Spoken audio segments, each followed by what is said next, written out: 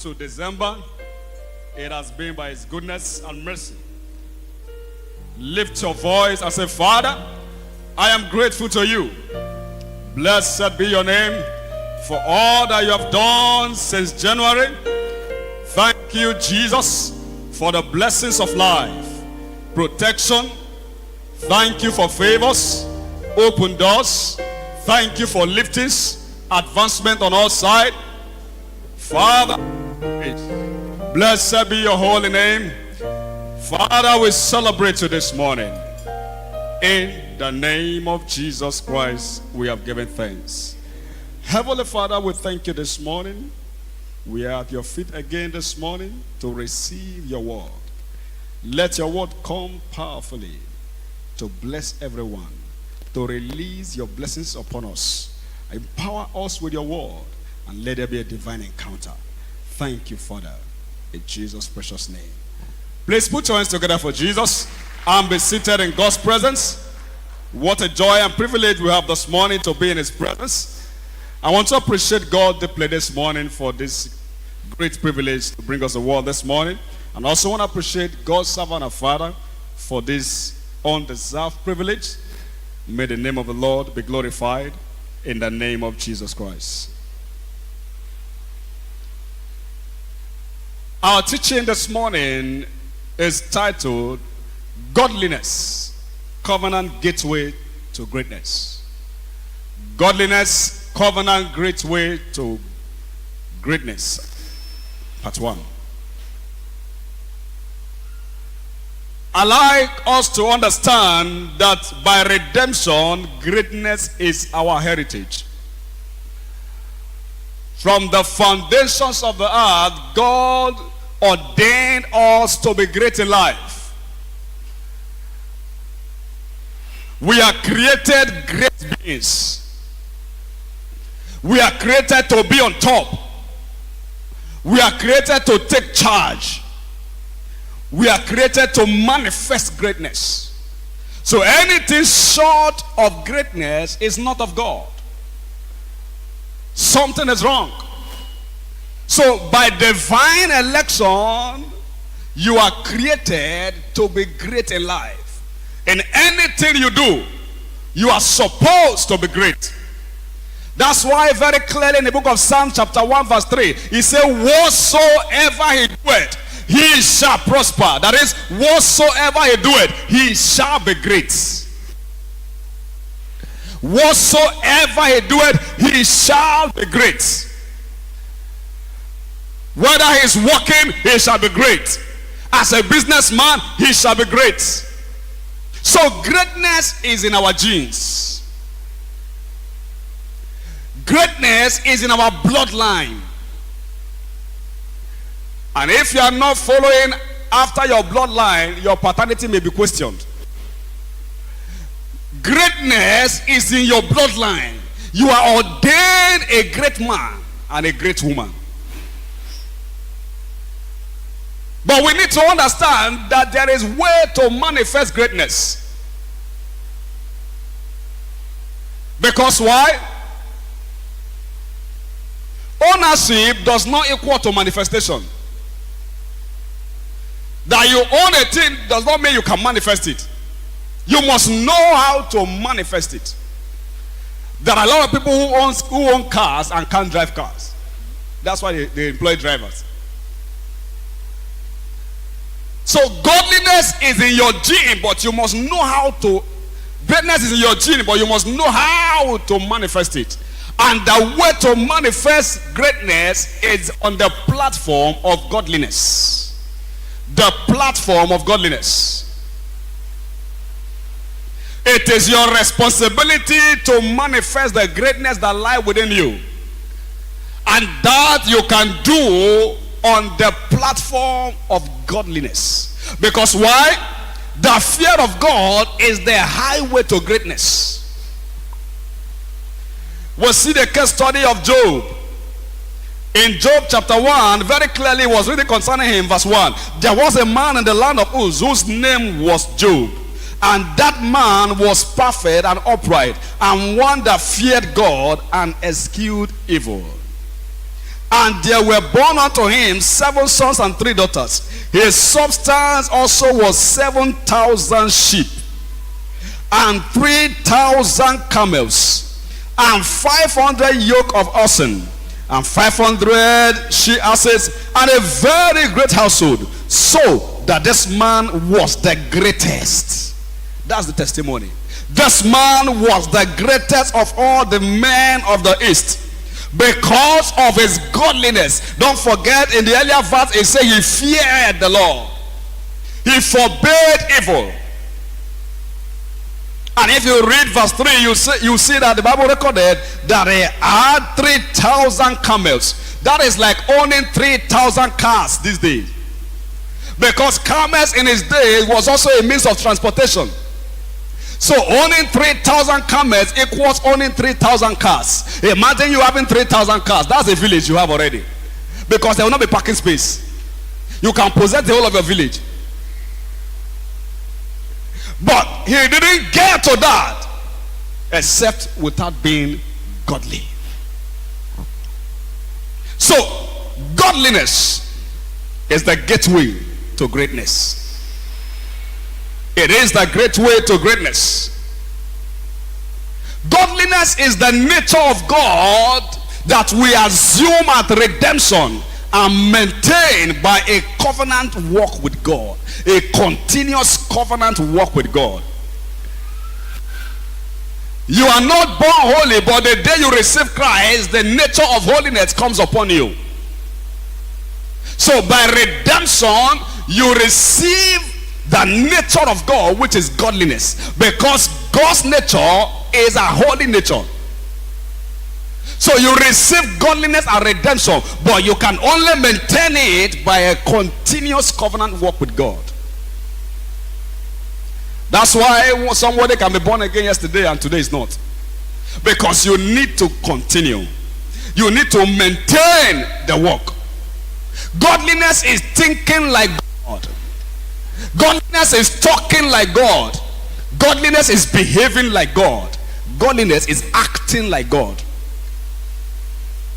When you begin to think like God, you begin to talk like God, you begin to react like God, you begin to act like God, you are godly.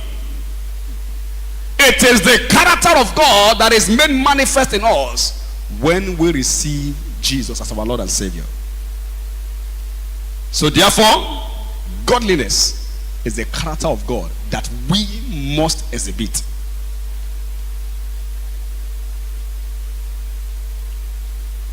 Job was a godly man and God ranked him high. So that implies that your ranking before God is according to your godly nature. You are not ranked spiritually by your size or by your look. You are ranked by your purity walk, by your godly walk with God. God could boast of Job to the point he boasted to the devil about Job. If you read Job chapter 1 to the end, you'll see God was using Job to boast because he knew he was a godly man. Can God boast with you? Praise God. Because the more godly you are, the more glorified you become. The more godly you are, the greater you become. The more godly you are, the better your life. Hear this, until you clean up, God may never show up. You need to clean up your life for God to show up. You will not experience greatness if you don't clean up. That is why godliness is the cure to your ugliness. If you want to take away the ugliness of barrenness, the ugliness of poverty, the ugliness of stagnation, you must be godly. Because godliness is the cure to ugliness of life. You must walk in righteousness. So if the top is your goal in life, then godliness is the vehicle to get there. We have seen in 2 Timothy chapter 2 from verse 19 to verse 21, God will save anyone, but God will not use everyone. God only uses those that walk in purity. From verse 19, God will save everyone. God will use only the sanctified, only the godly. He said, nevertheless, the foundation of God standeth sure, having this seal, the Lord knoweth them that are his, and let everyone that nameth the name of Christ depart from iniquity. Verse 20. But in a great house there are not only vessels of gold and of silver, but also of wood and of earth, and some to honor and some to dishonor. Some to honor. Verse 21 says, if a man therefore purge himself from these things, if a man therefore become godly, he shall be a vessel unto honor, sanctified and meet for the master's use, and prepared unto every good work. Your usefulness in this kingdom is godliness determined. Your usefulness in life with God is godliness determined. If you are not godly, you are not useful. So you cannot attain godliness without greatness without godliness. Praise Master Jesus. Sin may look great outside, but it have griefs inside. Say, depart from iniquity. It may look glorious outside, but there are griefs inside. The moment you step into it, you are swallowed up. Therefore, what are the forces of ungodliness? The forces that won't let you live a godly life. Number one is unclean spirits. Unclean spirits. Matthew chapter 10 verse 1. Unclean spirits. And when he called them, when he had called unto him his 12 disciples, he gave them power against unclean spirits to cast them out, and to heal all manner of sickness and all manner of diseases. Mark chapter 5 verse 1 to 5. Let's look at Mark again, chapter 5 verse 1 to 5, and see what scripture says. And they came over unto the other side of the sea, into the country of the Gadarenes. Verse 2. And when he was come out of the ship, immediately there met him out of the tombs a man with unclean spirits. Verse 3. Who had his dwelling among the tombs, and no man could bind him, no, not with chains. Verse 4. Because that he had been often bound with fetters and chains, and the chains had become plucked asunder by him, and the fetters broken in pieces, neither could any man tame him. Verse 5, lastly. And always night and day he was in the mountains and in the graveyard, crying, cutting himself with stones, because he was possessed of unclean spirit. Unclean spirit are the spirit that make you do the things that you will not want to do. Unclean spirits are the spirits of defilement. They defile people. Unclean spirit are the spirit that pollutes destiny. They are spiritual pollutants. When they come into you, they pollute you. You want to go to church, they won't let you go to church. You have the habit of going to church, but you are not convinced of going anymore. They convince you not to go. They pollute your good behavior. They pollute your good character. They make you do things that are ungodly. Therefore, we must know that when a man is filled with unclean spirit, when he's defiled with unclean spirit, he takes pleasure in sin. He takes pleasure in corrupt things. He takes pleasure in ungodly things. If you enjoy lying and you are here, you are filled with the spirit. You enjoy cheating and you are here, you are filled with the spirit. It is this spirit that makes you sin with pleasure. No sign of remorse. You are not sorry you did it. Unclean spirit is at work in your life. That is one of the major force. This spirit makes you think corrupt things. This spirit makes you act corrupt things. And this same spirit makes you take pleasure while you are doing them. And this spirit manifests majorly in three ways. 1 John chapter 2 verse 16. It manifests itself, number one, through the lust of the flesh. It says, for all that is in the world, the lust of the flesh. Number two, the lust of the eyes. And number three, the pride of life is not of the Father, but is of the world. So when you are possessed with the Spirit, it shows itself or manifests itself in you in this three forms: the lust of the flesh, the lust of the eye, and the pride of life. He possesses your eye and controls what you see and make you see evil things. He rouses your emotion to feel negatively, and you are excited about that. He makes you feel with pride. You are swallowed up with the pride of life. Unclean spirits. Number two, force of ungodliness, the spirit of bondage. Another force of ungodliness is called the spirit of bondage. Romans chapter 8 verse 15. This is a force that keeps believers in prison to sin or a bad habit. The spirit of bondage is the force that ties a believer down to a sin or to a bad character, to ungodly habits. Romans chapter 8 verse 15 says, for ye have not received the spirit of bondage again to fear. So you're not born again to receive the spirit. Say, but ye have received the spirit of adoption, whereby we cry, Abba, Father. The spirit of bondage makes you a servant to sin. Romans chapter 6 verse 16. The spirit of bondage makes you a servant to sin. Know ye not that to whom ye yield yourselves servants to obey, his servants ye are to whom ye obey, whether of sin unto death or obedience unto righteousness.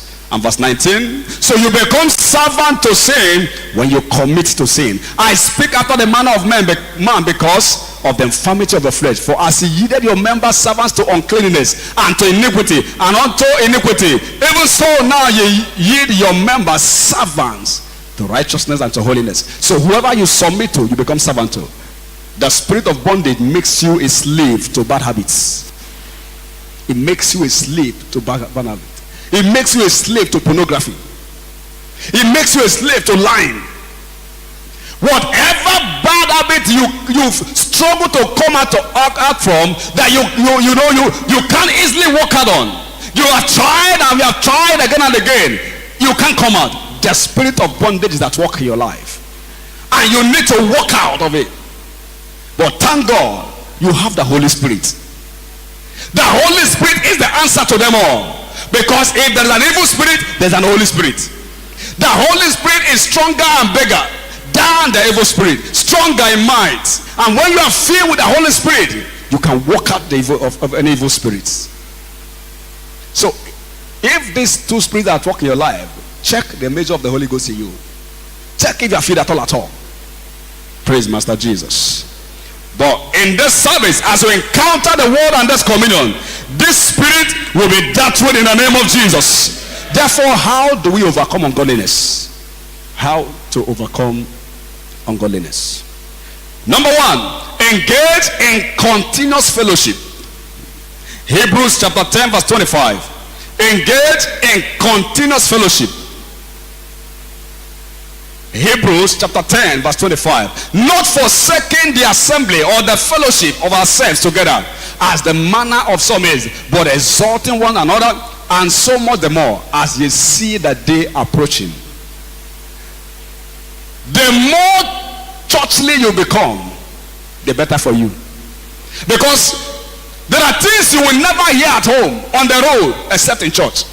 And the more you hear them, the more they help you to live a good life. So, continuous fellowship enhances your godliness. A fellowship is a good association of people with one interest, and this interest in this kingdom is God.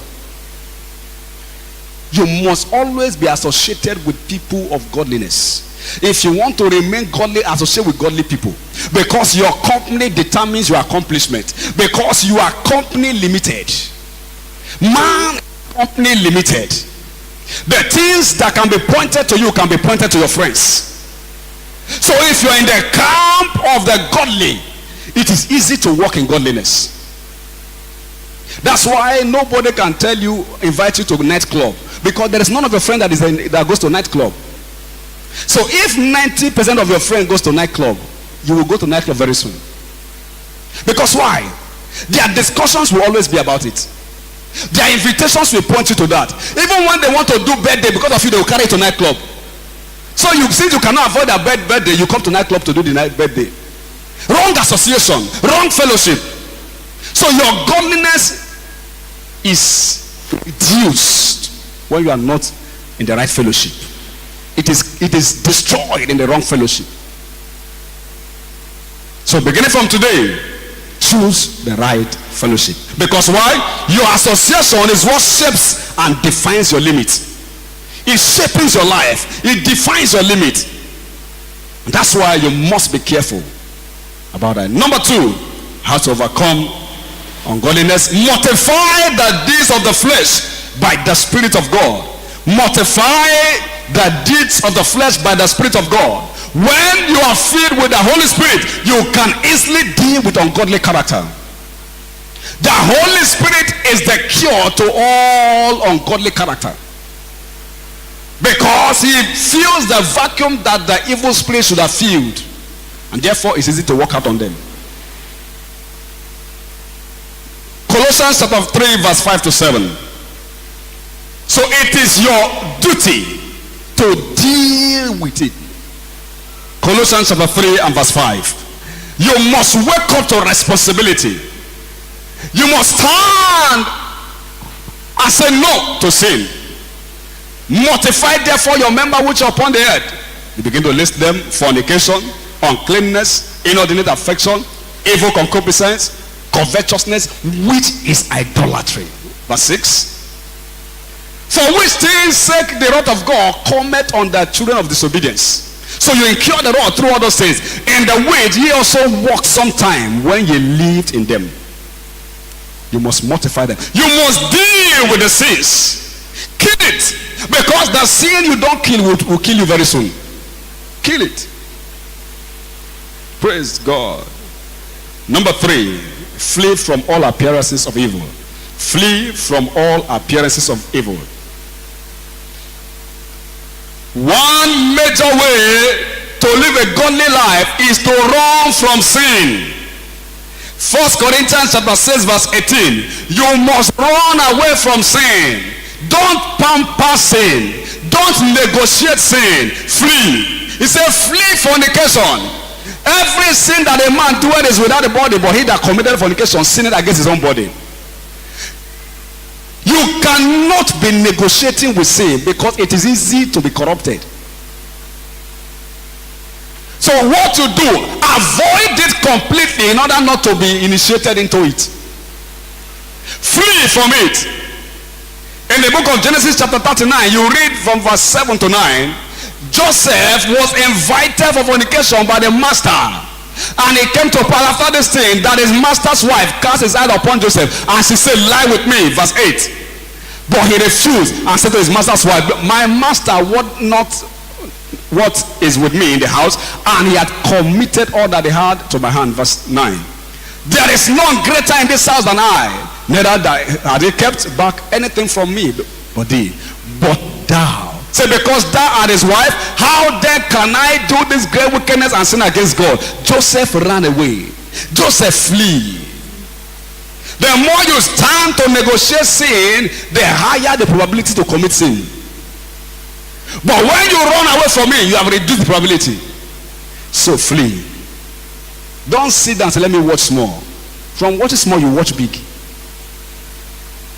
You can't see something that you know that you have weakness around, and you are negotiating with it. You follow. You run. For instance, if drinking is your weakness, don't go to meetings in the beer parlor. Flee. Because why? Your greatest level of temptation will happen in that place, and that's where you will fall. If fornication is your greatest weakness, When you see women, run. Praise God. Especially the type that look like Delilah. If they don't look like Mary, run. Praise God.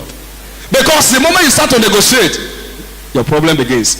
Number 4, engage the power of revelation to shatter the works of darkness. When you are word loaded, you can deal with any situation. The word in you will not allow you to commit iniquity. So go for the word. Let the word dwell in you richly, and you will be a man of godliness. Therefore, what are the benefits of godliness? What are the benefits? Number 1 is divine favor.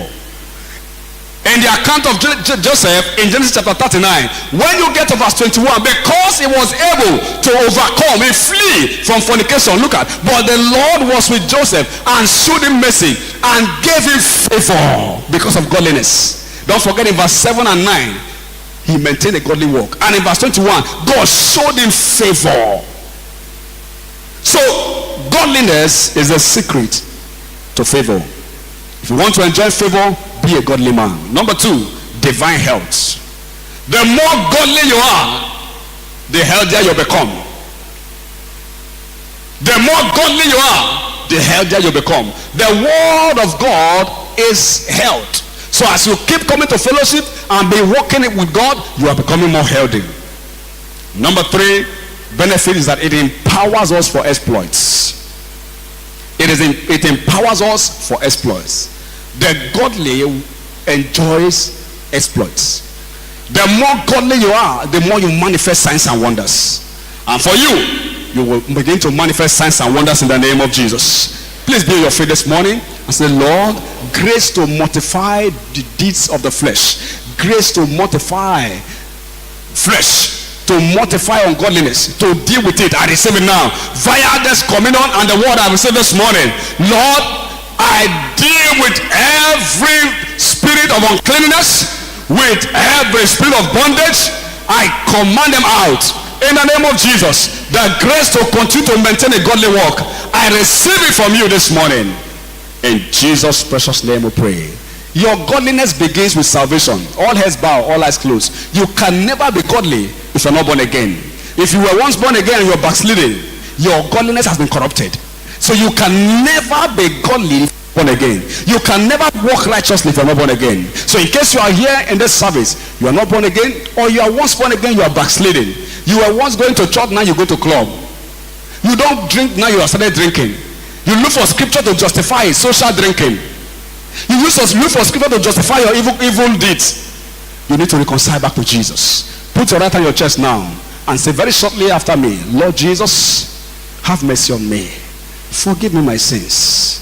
Write my name in the book of life. From today, I am born again. Jesus, thank you, Jesus, for saving me. In Jesus' name I pray. You say that prayer with me.